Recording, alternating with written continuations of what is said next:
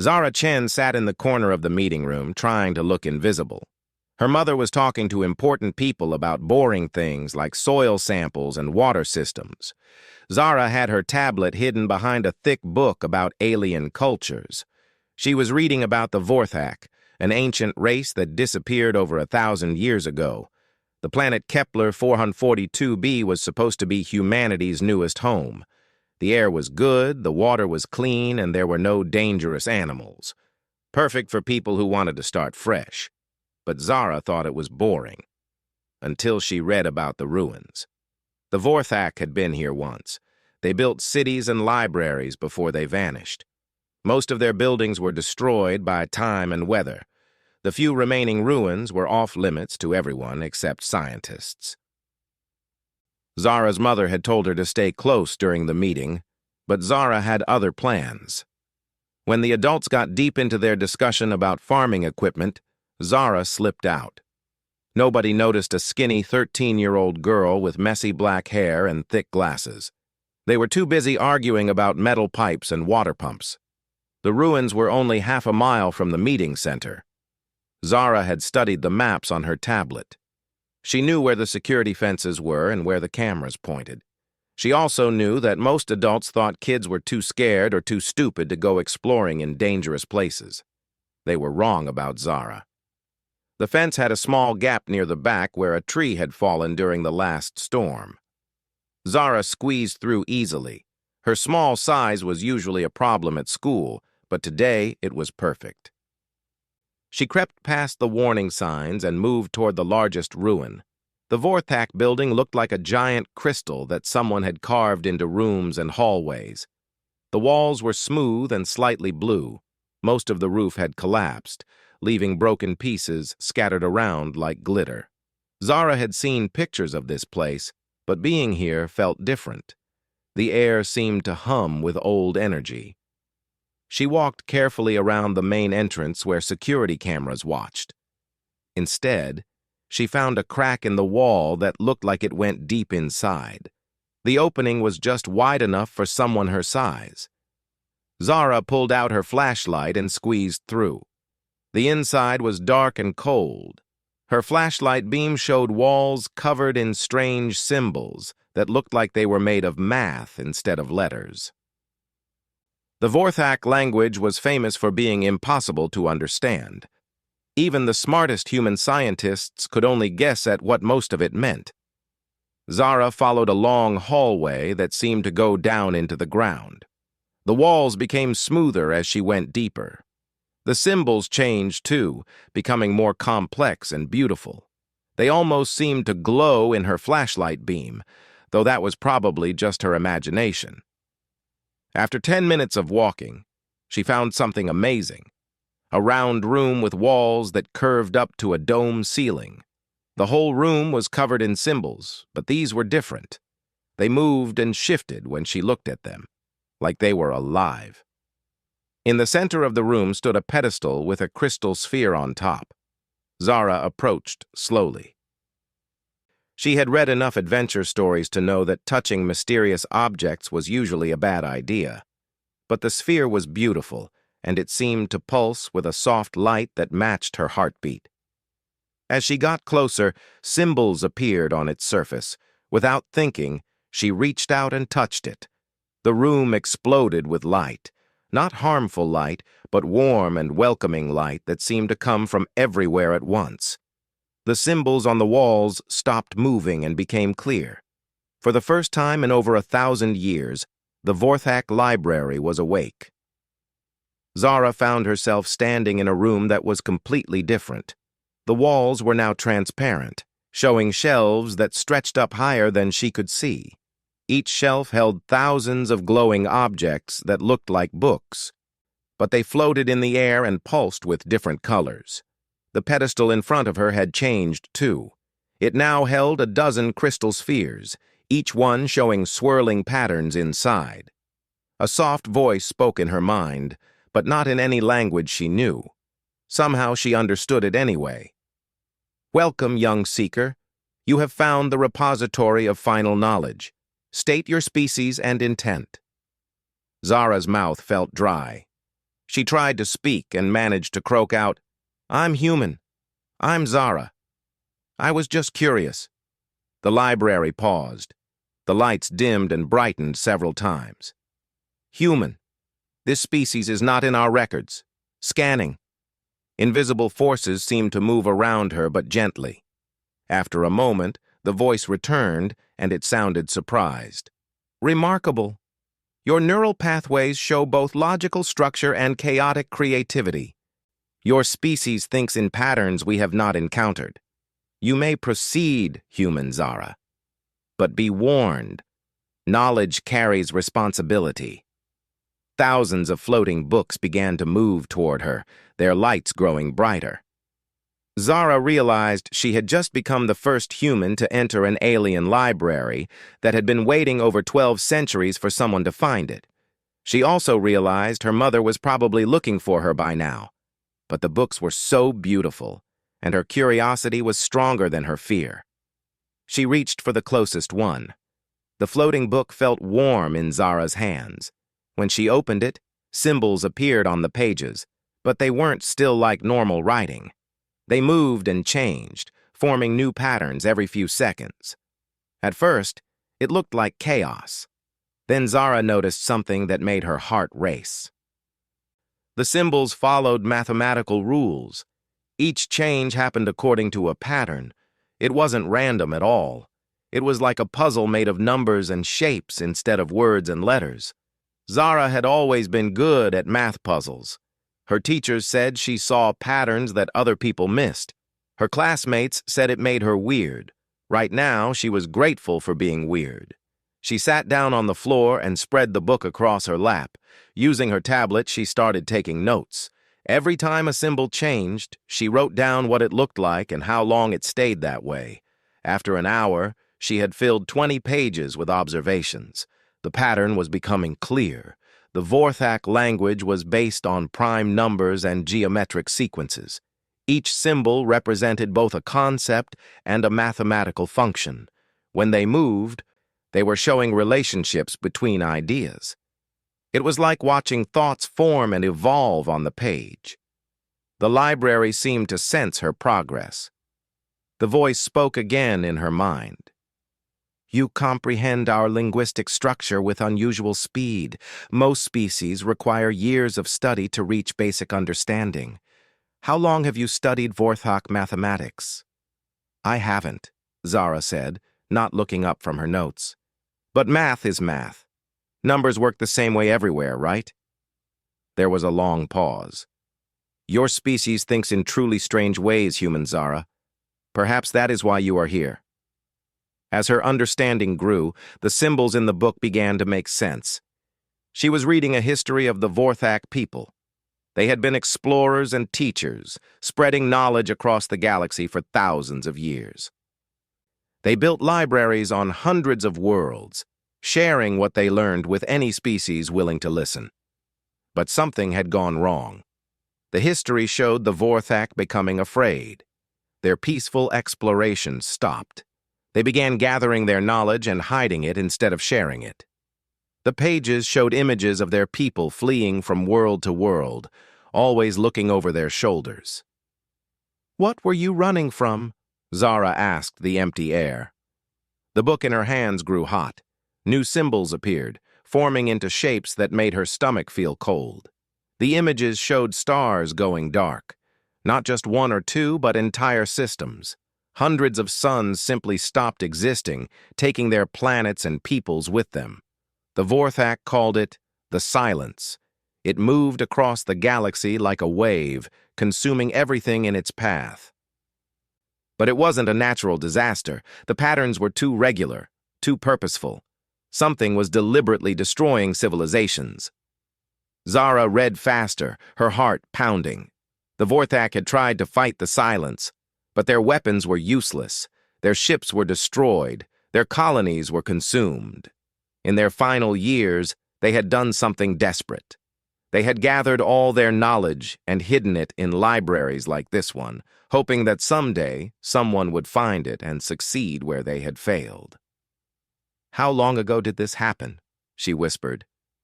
The answer appeared on the page in symbols she now understood. 1,230 years ago. The same time the Vorthak had disappeared from the galaxy. They hadn't just died out or moved away. They had been destroyed by something that was still out there. Zara stood up quickly, the book clutching in her hands. Is the silence still coming? Is it heading for Earth? The library's response made her blood freeze.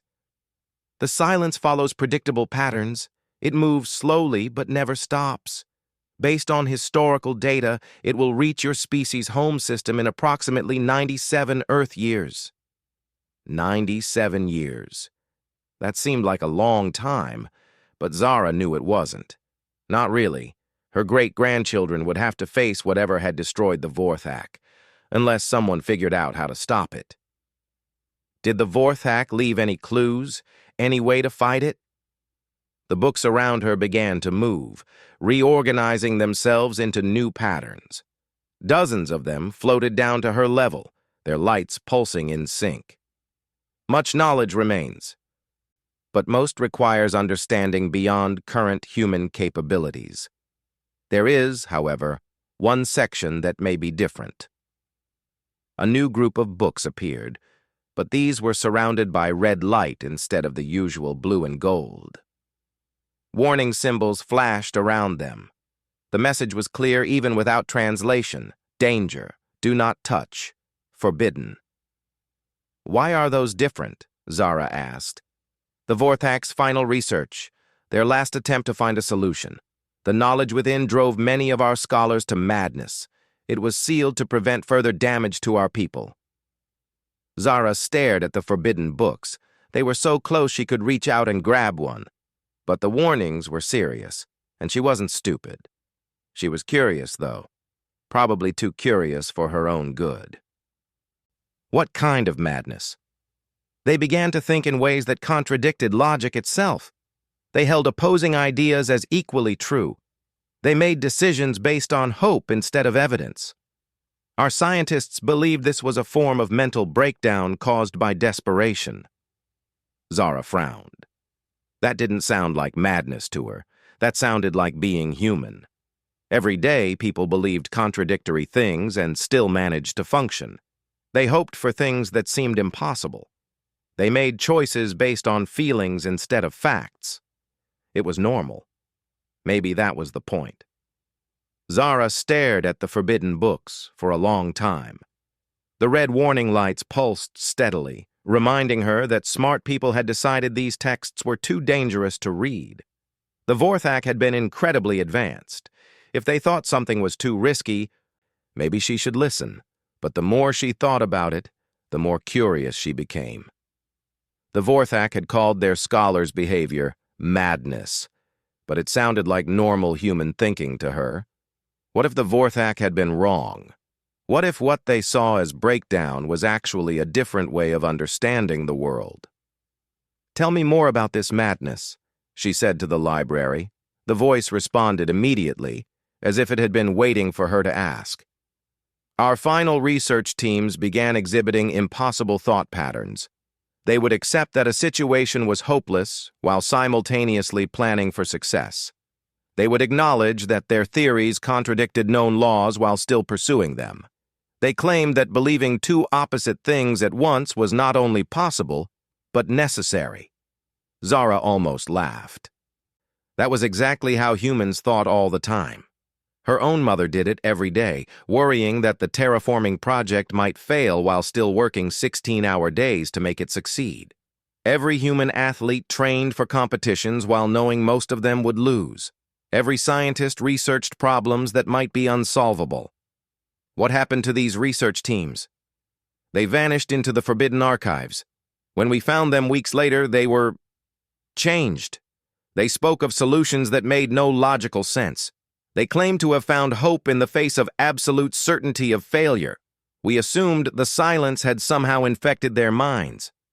The red glowing book seemed to call to her. Zara knew she should walk away. She should find some normal books about Vorthak history or science and learn safe, useful things. That would be the smart choice. Instead, she reached for the nearest forbidden text. The moment her fingers touched it, the world exploded. She wasn't in the library anymore. She was inside the minds of the last Vorthak research team. She could feel their desperation as the silence approached their final world. She experienced their fear as they watched star systems die one by one.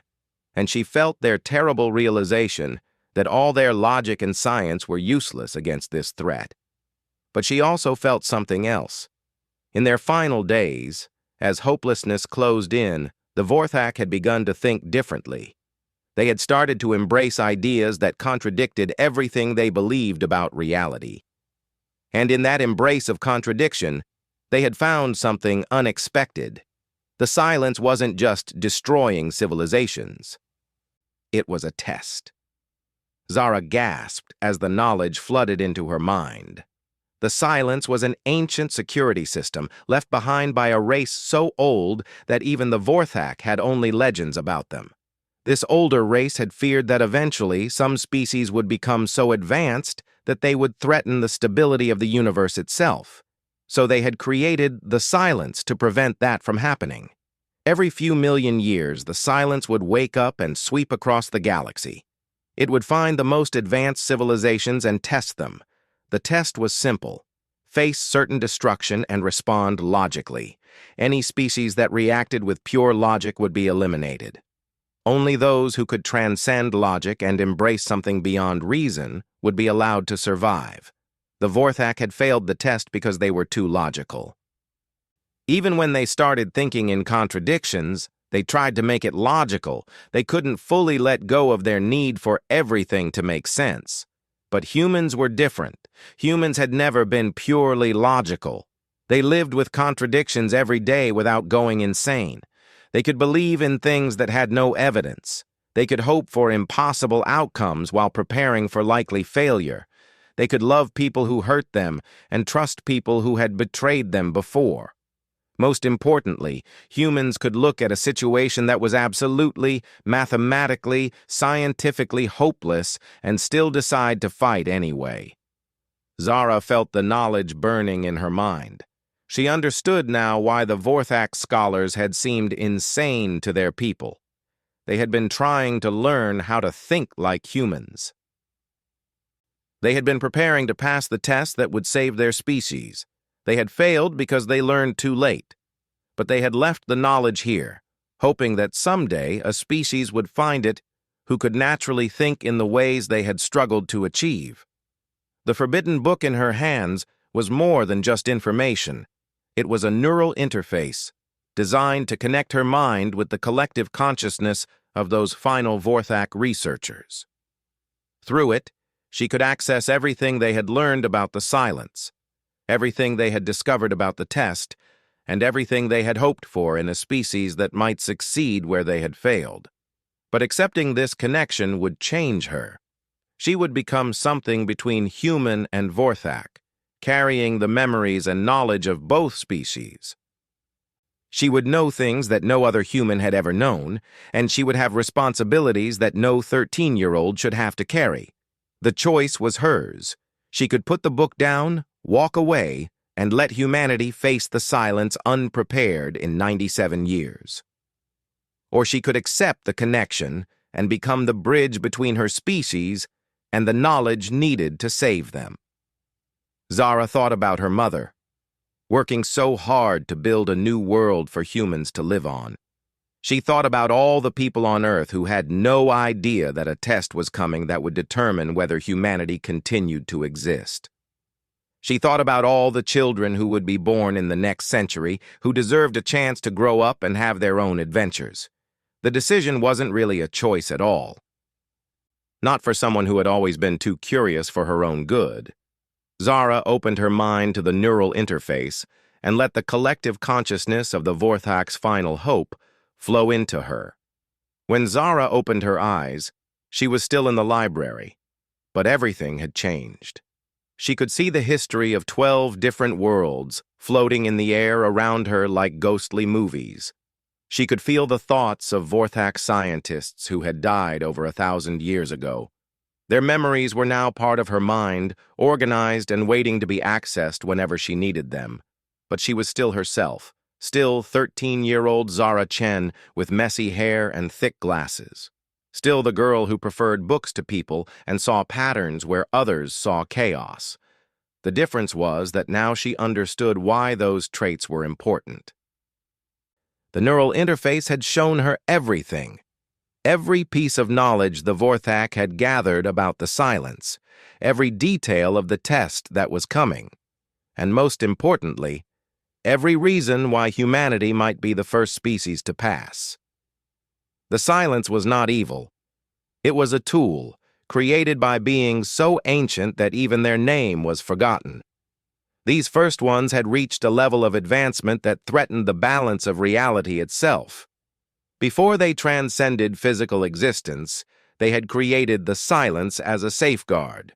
No species would be allowed to reach their level of power unless they could prove they had evolved beyond pure logic. The test was elegant and terrible. When the silence arrived at a civilization, it would present them with an impossible choice: face certain destruction with no logical hope of survival, or find a way to transcend logic itself and discover solutions that existed beyond reason. Every advanced species had failed because they all thought the same way. They gathered data, analyzed it logically, and made rational decisions based on the evidence. When the evidence said they would lose, they either gave up or threw everything they had at the problem and died fighting logically. But humans were different. The memories from the Vorthak researchers showed her exactly how different. Humans could hold two opposing ideas in their minds without breaking. They called it cognitive dissonance, and most species saw it as a flaw. Humans had learned to live with it because their brains had evolved to handle uncertainty and contradiction as part of daily survival. More than that, humans could believe in something completely without any proof that it was real. They had faith, hope, and stubbornness that defied rational explanation. They could look at a problem that was mathematically impossible to solve and say, "I don't care, I'm going to try anyway." Most importantly, humans had something the Vorthak called impossible optimism. They could acknowledge that they were probably going to fail while still fighting as if they believed they would succeed. Not because they were stupid, but because they understood something deeper than logic. Sometimes, the act of fighting changes the rules of the fight. The Vorthak had tried to learn this kind of thinking in their final years, but it was too alien to them. They were creatures of pure logic who had built their entire civilization on rational thought. Trying to embrace contradiction had driven them insane because their minds couldn't handle the paradox. But for humans, paradox was normal. Every human child learned to navigate contradictions before they could tie their shoes. They loved parents who punished them. They played games they knew they might lose. They dreamed of futures that might never happen while planning for the ones that probably would. Zara felt the weight of understanding settle on her shoulders. She had been chosen not because she was special, but because she was human. Any human could have made the connection with the neural interface, but she had been the one to find the library. She had been the one curious enough to ignore the warnings and reach for forbidden knowledge. Now she carried the hopes of two species, the Vorthak's final gift to the galaxy, and humanity's only real chance at survival. She stood up slowly, feeling the ancient knowledge organizing itself in her mind. She knew things now that no other human had ever known. She understood technologies that wouldn't be invented for centuries. She could see patterns in galactic history that revealed the true nature of intelligence and evolution. But she was still a 13-year-old girl who had snuck away from a boring meeting to explore some ruins. The library around her began to fade as the neural interface completed its download. The floating books settled back onto their shelves, and the warm light dimmed to a soft glow. But the knowledge remained in her mind, perfectly preserved and instantly accessible. "The connection is complete," the library's voice said. You now carry the final hopes of the Vorthak people. But remember, human Zara, knowledge without wisdom is dangerous. You must learn to use what you know carefully. Zara nodded. She could already feel the temptation to share everything she had learned, to run back to the meeting and tell all the adults about the silence and the test and the solution that lay in humanity's stubborn refusal to accept defeat. But that would be a mistake. Humans weren't ready for this knowledge yet. They needed time to grow, to spread across the galaxy, to become strong enough to face the test when it came. Her job wasn't to save humanity immediately. Her job was to prepare them slowly, carefully, over the course of decades, to guide their development without revealing the true threat, to help them become the best version of themselves before the silence arrived. She would need to be patient. She would need to be smart, and most of all, she would need to remember that even with all this knowledge, she was still human, still capable of making mistakes, still driven by emotions and hopes and fears. That wasn't a weakness. That was exactly why she might succeed where the logical Vorthak had failed. Zara picked up her tablet and started walking back toward the entrance. She had a lot of work to do, and only 97 years to do it. But for the first time since entering the library, she felt hopeful. After all, impossible optimism was what humans did best. 97 years later, Director Zara Chen stood in the command center of humanity's deep space monitoring station, watching the impossible happen.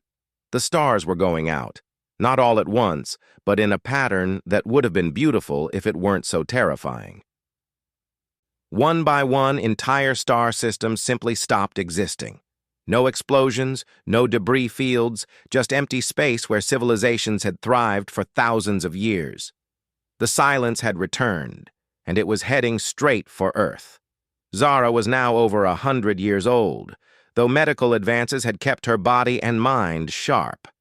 Her hair was silver instead of black, and she needed different glasses, but she was still the same person who had snuck into an alien library as a curious 13-year-old. She had spent nearly a century preparing for this moment. The preparation had been subtle. Over the decades, she had guided humanity's development through carefully placed discoveries and innovations. A hint here, a suggestion there, always making it seem like natural human progress. She had helped establish colonies throughout the galaxy, spreading humanity across hundreds of worlds. She had encouraged the development of technologies that seemed useful for peace, but could be adapted for the coming test. Most importantly, she had helped humanity stay human. Other species might have tried to eliminate their contradictions and become purely logical in the face of such a threat. But Zara had done the opposite. She had encouraged human art, human emotion, human stubbornness, and human hope.